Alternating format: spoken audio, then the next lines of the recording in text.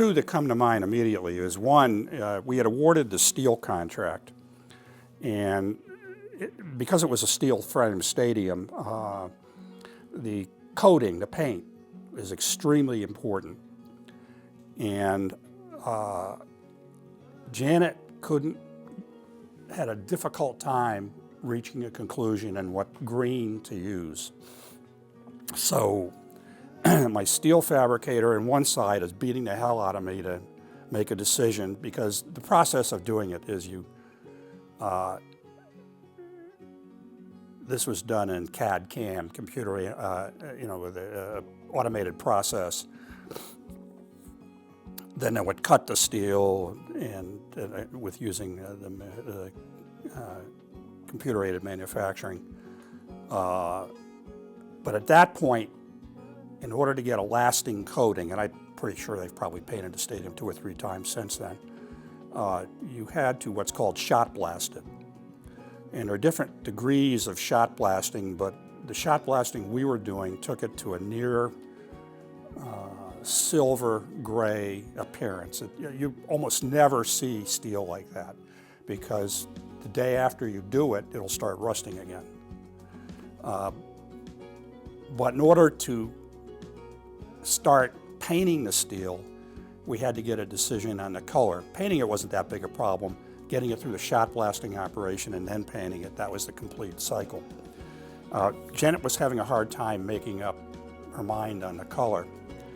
So she said, okay, this is a possibility, but it doesn't have this characteristic. This is a possibility, but it doesn't have this characteristic. So we used Valspar as a painting supplier. They had a very good coating, and I think most of the manufacturers have come up with their own variations on it. And their representative was a young female whose name I've long forgotten, who really wanted to make the sale, because this was a big deal for her and for her company. And she, I had an absolute deadline where I had to tell the fabricator on Monday morning what the color was. So it was a Friday afternoon, and I called her up and said, look, here's what we got. So you need to mix these coats and get 3 samples painted, and then we can move on. Well, she said, well, tomorrow's Saturday. I can't get a painter. And I said, have you ever painted?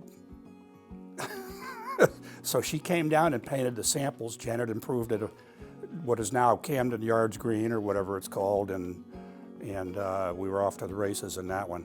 Another one was the foul ball net. I don't know if you've heard this story at all, but the Orioles, Janet couldn't make up her mind what she wanted for a foul ball net. So the standard Major League foul ball net didn't appeal to her. So she said, let's get a fishing net.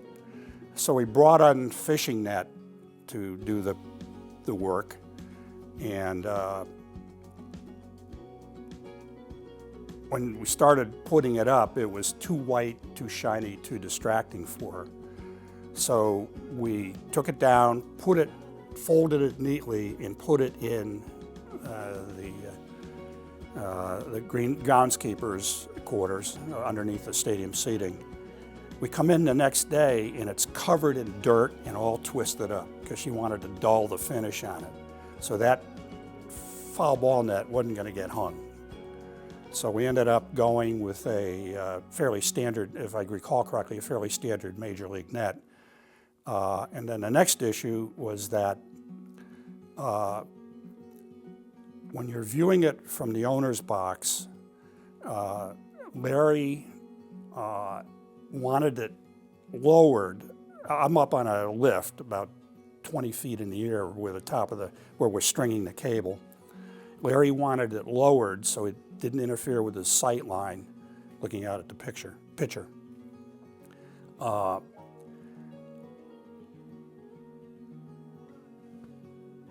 But the lowest Major League net at that point, I'm going to throw a figure out, was 20 feet. And I didn't care what Larry said. it was not going to be more than 20, it was going to be at least 20 feet off the ground. So Larry approves it, and it's down 3 or 4 inches from 20 feet. It is a liability issue, obviously. So Larry disappears, and I say, jack it back up.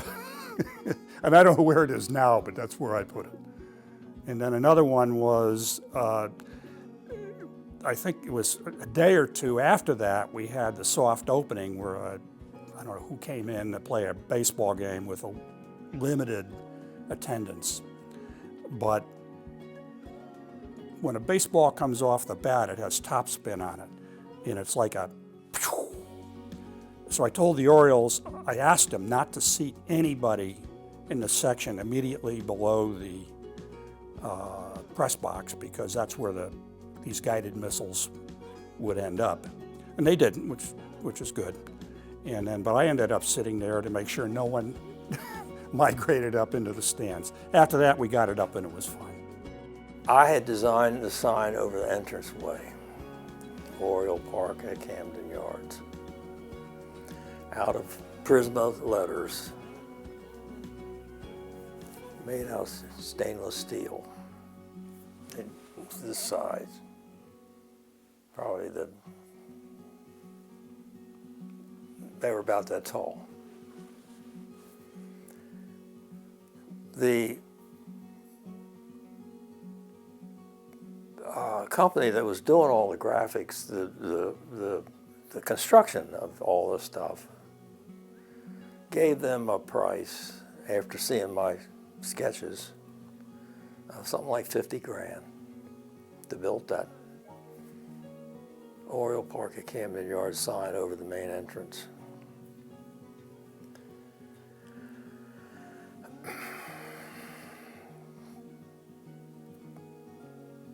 They freaked out. They didn't want to spend 50 grand on it. So they went directly, not through me, but they went directly to the guy that was doing the manufacturing, not the designer, but the manufacturer, and said, we want you to give us a better price than that. What can you do? Well, it's because they're made out of stainless steel. We can make them out of sign foam, paint them silver, and no one will know. I said, I will know that they should be stainless steel.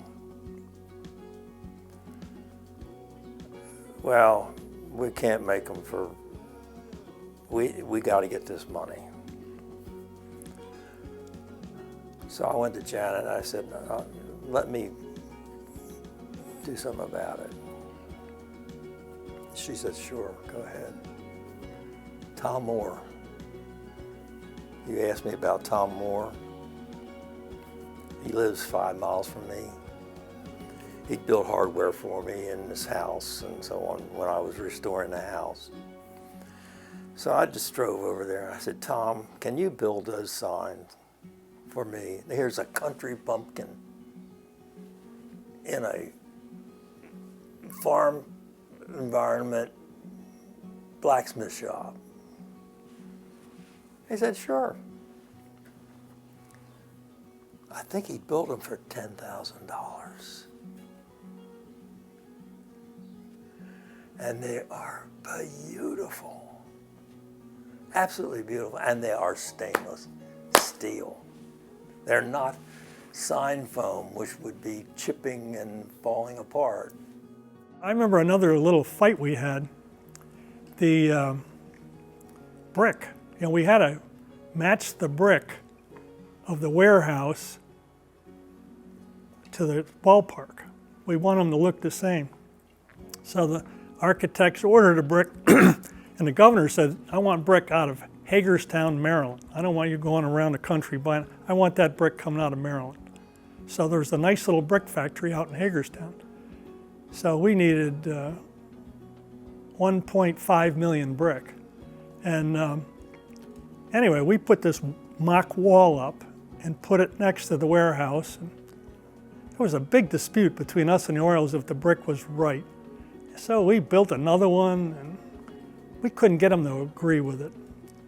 And I remember I said, I don't care anymore.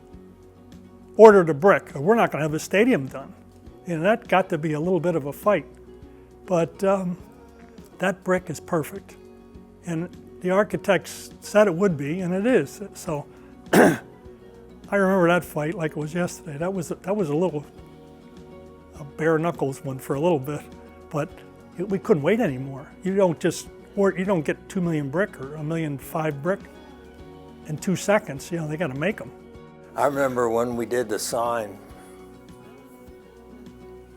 on the warehouse, the painted sign that's up there. And I said to Janet, I want to do this. I don't want this to be a porcelain enamel stein. I really want it painted right on the brick, just like it would have been done when this building was built in 1880. And I want it to fit, I want it to weather so that it becomes a part of the building rather than on the building. It's part of the building. And they went along with it, just like that. They went along with it, so it's was painted right on the brick. Oriole Park at Camden Yards, you know, the whole green and red and blah, blah. And it was started to weather maybe 10 years or so, 15 years. And they painted it over. Because some smart said, oh, this looks kind of ragged, doesn't it?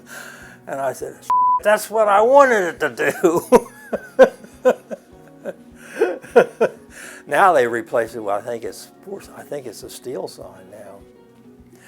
That was a minor little glitch, but and you know, the fact that I wanted to fade probably was just my personal need, not anybody else's. You know, one of the things I really liked about what I did, if you look at the facade of Oriole Park, it's actually precast concrete, but there's an architectural precast concrete, and it comes up to a fluted panel, and then above that, and including the arches, are brick. And it would have been cheaper to do, there's two types of brick, molded brick, manufactured brick. Manufactured brick looks really regular, it doesn't have a huge amount of character. Molded brick is irregular, it's pitted to a degree, and the Orioles wanted molded brick, which in retrospect, I didn't really care what they wanted to do, but I thought that using molded brick created some challenges because you can't precast the whole thing as an element. And precasting, if it had been manufactured brick, we could have manufactured those panels from top to bottom, and laid the brick on the precast form, and then it would be done. What we ended up doing is we ended up manufacturing the panel, which included the arches in precast concrete, and then coming in and laying the brick afterwards. And given what we were asked to do, I thought that was a pretty creative solution. They handed us our first version of what HOK thought was a great groundskeeping area. And Pat and I are standing there looking at it, and Pat looks at it, and he goes, this isn't any good. And he took the thing and balled it all up and threw it. He said, come back with a different idea. So they came back a couple days later with a different idea, and he looks at it, and I'm standing there, and we're both looking at each other going, this isn't gonna work. And he said, God damn it, can't you guys design a groundskeeping area? Give him the drawing of the shell and we'll draw it for you. So they handed me the drawing of the shell. And Pat goes, take that home tonight, put together what you need and bring it back in the morning. So I went home that night and drew the whole thing out on the blueprint of the shell and handed it to them. Pat looked at it, shook his head. I handed it to the guys, this is what we want. And that's exactly how it was built. Now, the only mistake I made, now this, bear in mind, this is 1991. This would have been 1990 because Pat was still a groundskeeper. At that time, there was no females in the groundskeeping industry at all, in the sports fields. So we never gave it a thought about females, in the groundskeeping area. So, because I had the locker rooms and everything set up and all that, and bathrooms. So that was the one mistake I made in the design, as I never anticipated the females coming in there. Several years after that, I realized, I screwed up. I didn't even think of that. Other than that, I feel that what we have down there worked out fantastic. There are a few times, where we needed to tweak some things here or there. I mean, there's an example where I went to the White Sox Stadium. It was called New Comiskey Park. They opened up a year prior to Oriole Park. And same architectural firm, HOK, but a much different design. They were on the south side of Chicago and not nearly as nice, aesthetically pleasing of a stadium as Oriole Park. But I went there and looked at it and did some things and looked at a lot of different things. And a small little thing. These are small little details, but they really mattered. So, for instance, in the umpire's room, so the umpire's dressing room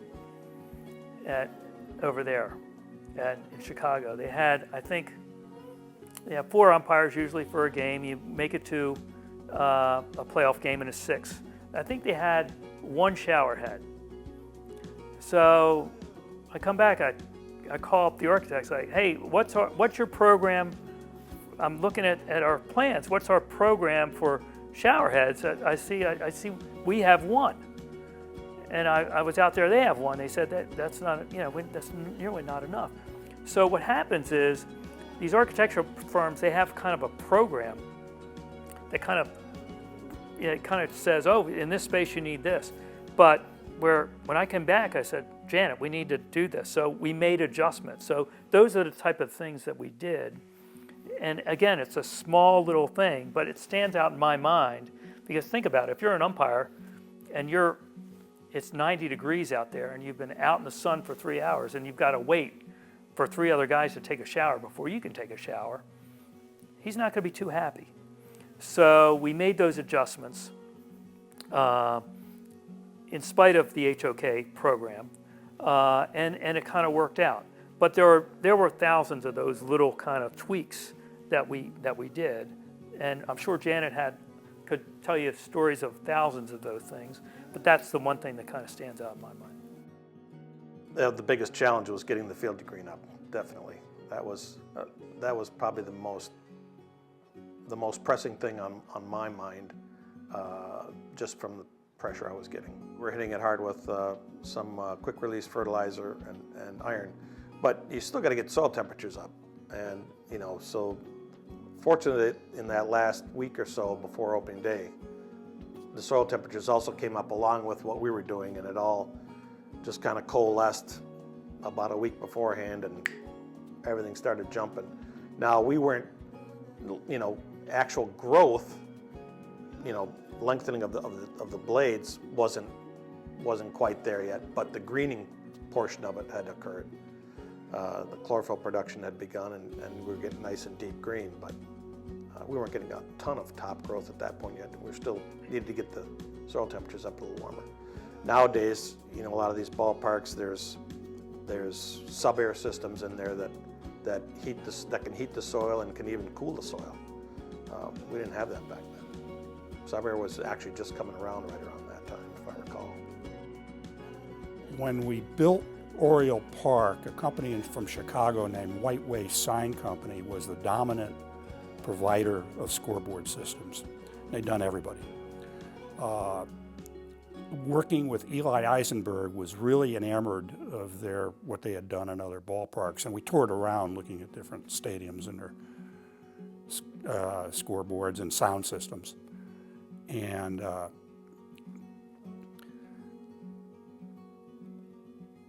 There was another manufacturer who at that point, Daktronics, who had just started entering the business, had just entered that portion of the business. They did a lot of electronic signs. And I looked at two systems. At that point, I think they were all using incandescent bulbs. It wasn't too long after that where everything went LED. But at that point, I talked to Eli and he said, look, it's not about the bulbs. Anybody can do bulbs. It's about the software that's driving the bulbs. Eli took another look at it and we ended up going with Daktronics, and I think we were their first major league contract, and they've dominated the market ever since. There are some others now, but so that I'm going to guess they've had 2 or 3 different scoreboards and video boards in there. There's too much information for my taste now, and it's just too much going on.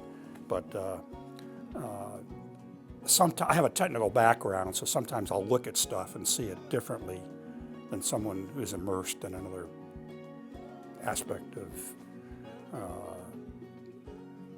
work will see it, and I think that was an area where I made a contribution.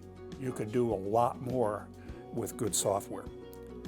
Now that making the selection now, it's more complicated because everybody's got LEDs.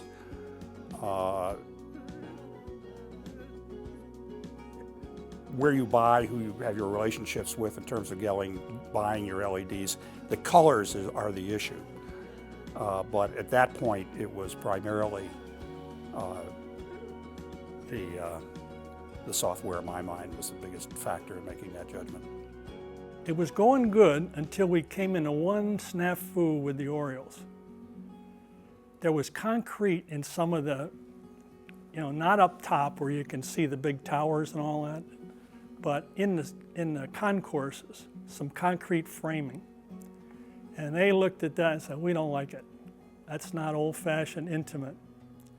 Our construction managers said, it's a lot cheaper. If we go to steel, it's going to cost more. The Orioles disagreed. We had a second opinion, and it turned out we could do it with steel at the same dollars.